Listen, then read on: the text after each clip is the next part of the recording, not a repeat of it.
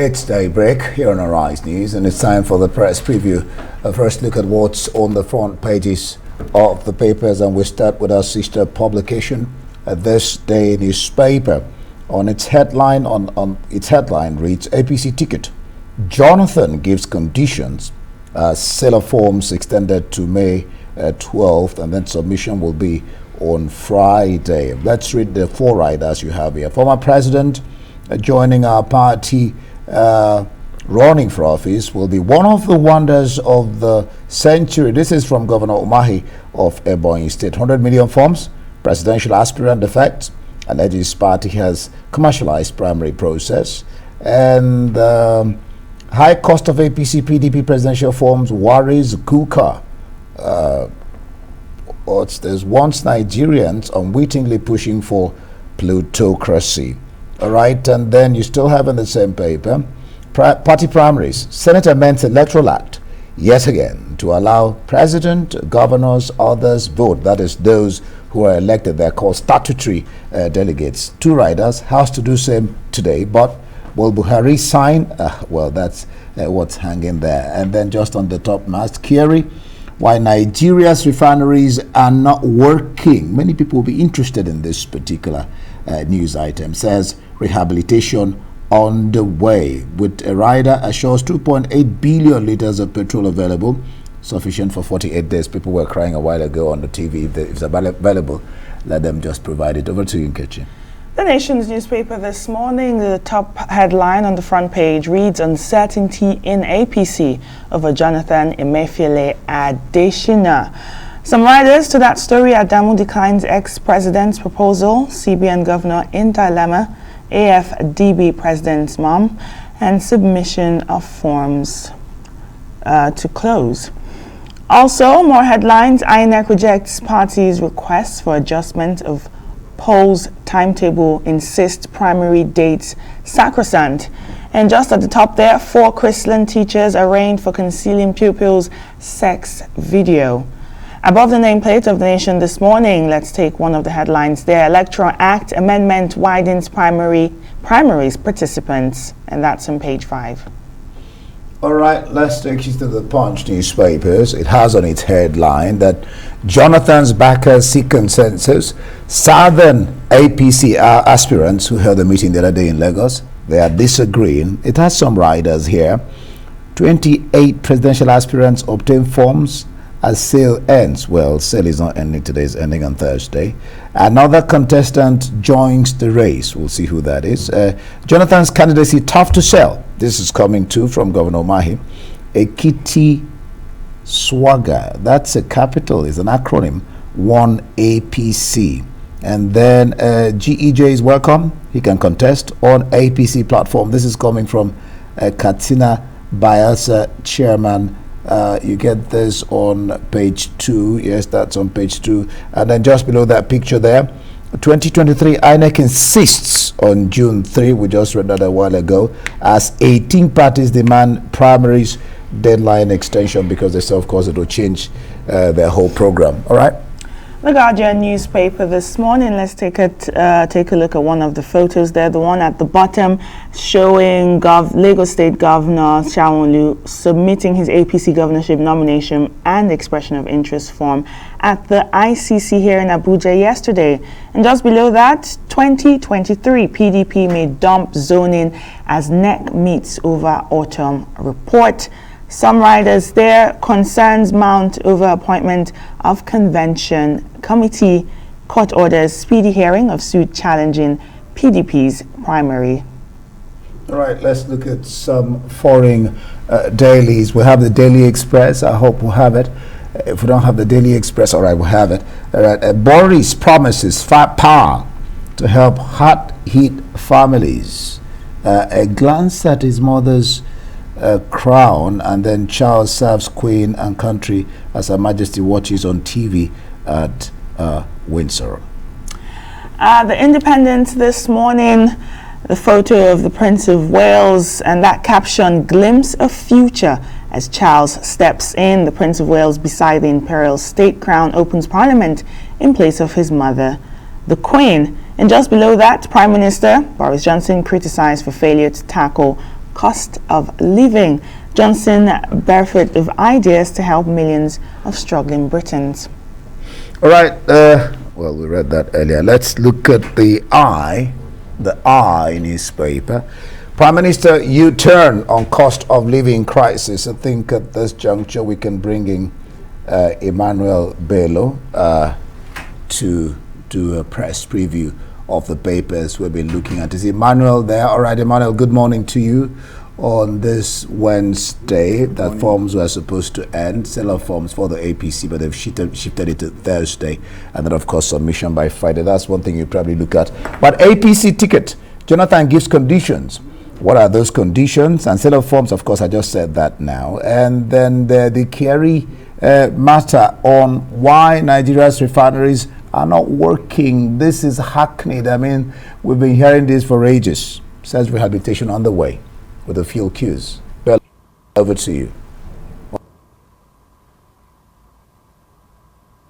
Well, those are the two leading issues this morning. If you wake up this morning, you are probably thinking about what Jonathan did. You're also thinking of the energy crisis, the long queues. So a paper will, of course, want to, zero on what is prevailing and what might be agitating the minds of the people. Those are the big stories. And yes, yesterday's picture of Jonathan there standing with the APC chairman really rattled sort of people. It was a shock with the governor of Ebonyi State saying that it's one of the wonders of the world. I remember saying the same thing. The first time I saw that, that's what I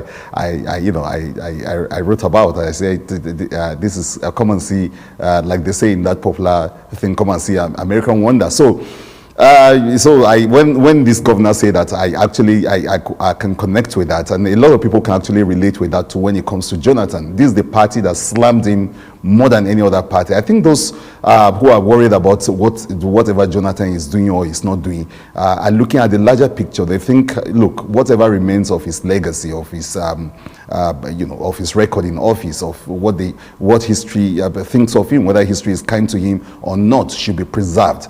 They feel that he's going into APC would be rubbishing him, not only because he's trying to seek power, which nobody should stop, but they're thinking that, well, this is the party that slammed you all along. This is the party that no other party has tried to do everything to rubbish your legacy, what you stand for, defeated you in an election, and you conceded so graciously. It still went after you viciously. There was a time that Jonathan's name couldn't be mentioned in some parts of this country, because if you do that, that's signaling. In fact, being associated with Jonathan was almost an anathema.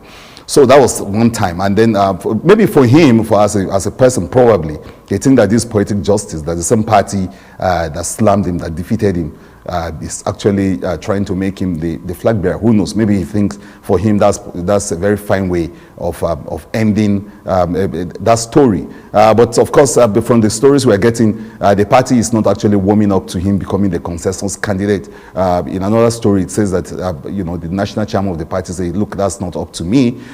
Some are saying that, look, he wants the nod from the president. He wants a situation where he can go into this contest almost like as if he's an appointment, and an imposition, so to say.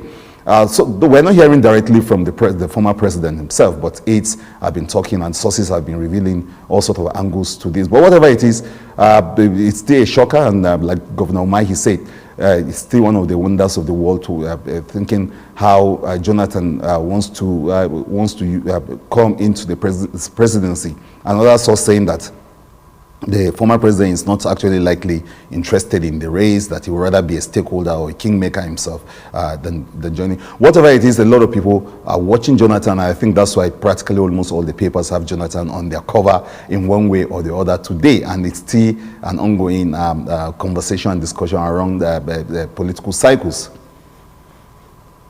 The sale of farms has now been extended to tomorrow, so we're looking out for those last-minute purchases of express of interest forms. Now, Emmanuel Bello, two issues surrounding the former president's potential presidential bid. One, like you mentioned, this is a party that really, when they were campaigning to come into power, one of their most fundamental reasons for campaigning was based off of the former president's lack of good leadership, basically. And like you said, they really rubbished his name or his legacy or whatever he stood for. Doesn't this show a root cause or an inevitable problem in the Nigerian political space? It shows that people don't really stand for anything. If you're in this party, there should be some sort of core values, some sort of core morals that you stand for. For example, in America, you have the Republicans, especially with this issue of abortion rights that are going on now. You know the Republicans, you know what they stand for, you know what the Democrats stand for. But in Nigeria, it seems like no one stands for anything. Anyone can just move from party to party. It doesn't matter. It's quite appalling. I just know, Indy, if he's really running for presidency under the APC campaign, to join a party that bashed you and didn't think you had what it took to lead the country. So what has changed now? Does he now magically have that sort of leadership quality to lead the country under the APC? And also, like you said, yes, he's the former president, and now he's potentially negotiating to be the consensus candidates, to just have it handed to him, maybe because, yes, you've been president, and former President Jonathan has now been looked at as someone who ceded power in a democratic system and avoided killings. And some people say he should just be seen that way and not join this mosh pit of presidential bid again. Or do you think he has some unfinished business, Emmanuel Bello? Well, before Emmanuel comes in, the point is that this is politics. I don't know what we're particularly talking about, Jonathan. It's the same all over in politics in Nigeria. People crisscross or cross carpet. Well, yeah, but Nkechi has a very interesting point there, which is the fact that, look, if you don't stand for something, you will fall for anything, So, and that is what you are seeing in this case. You begin to wonder because, I mean, he is of the PDP, and he stood with the party. Someone yesterday was actually making a mockery of something like some kind of simulation of what Jonathan campaign will look like. I mean, what is he going to say about the PDP? Is he going to say that those 16 years of PDP or those years of the PDP have been a failure? Because he has to say such a thing, and he was part and parcel of the PDP. Actually, a president under that party, the party that's made him governor, deputy governor, vice president, and president. I mean, how does he even deal with that? That's why some people see how absurd it is for him to really run, because it presents him with serious contradictions, and it's not about just saying that, look, well, in politics there are no permanent friends or permanent enemies. What we like to say here a lot, but of course there must be some principles too. And sometimes I wonder, because I've worked around politicians myself in at the state level in very top positions, and I ask myself sometimes that why do we think that there shouldn't be principle in politics? There should be. Politicians actually ought to be very principled. They should be the best examples of what you call principle, and people that can say what they mean and mean what they say. So that is the kind of thing, because it's about leadership. What is leadership if there's no consistency or something you can hold on to, some character, some morals? I don't think our leaders should be allowed to just do whatever they want to do just because politics says that in politics there are no permanent enemies. There should be some principle. There should be some honesty, some transparency, and that's that, because leadership doesn't get any better than that. So for Nigerians who are really worried, they're looking at the moral question beyond the expediency of power and politics and the fact that you can use any platform to achieve anything. People are worried about the moral question, the things you've said in the past, what you stood for. Like Nkechi, like you said, what's really changed now about you? Same party that call you clueless and call you names. I mean, maybe that's why the governor of Ebonyi State said that it's going to be one of the wonders of the world if eventually indeed he joins. The point is this. What you're talking about seems to be an ideal situation. Some people have said, observers have said, APC and PDP are basically the same, because our parties in Africa, in Nigeria, do not have ideological basis, unlike the Republican or the Democrat that Nkechi mentioned. You're probably talking about going forward. we'll get that done. And you talked about we have to do something about it. You have your vote. That's the only thing you can do about it. You can't force anybody with a gun not to go to a party or not to contest here. Maybe we have no idea. Maybe we have no ideology. Maybe we have no ideological. I will leave it there because of time. Thank you so much. Maybe we have no ideological. You can just make your point quickly, Emmanuel Bello. I was going to say that maybe we have no ideological differences, but there should be character, there should be morals, there should be principle, like Kechi was pointing at. There should be some ideas. I mean, I know they don't have maybe clear stated ideas about what PDP think, what APC think, but what about character? What about just being a leader? And I think for most people, that is what the Jonathan team present. The contradiction it presents is the moral basis of it, not even the ideological basis. It's just pure principles. Definitely, Emmanuel, and that's why we're here to bring those issues to the forefront and discuss them. Well, thank you so much for joining us here on the Press Preview.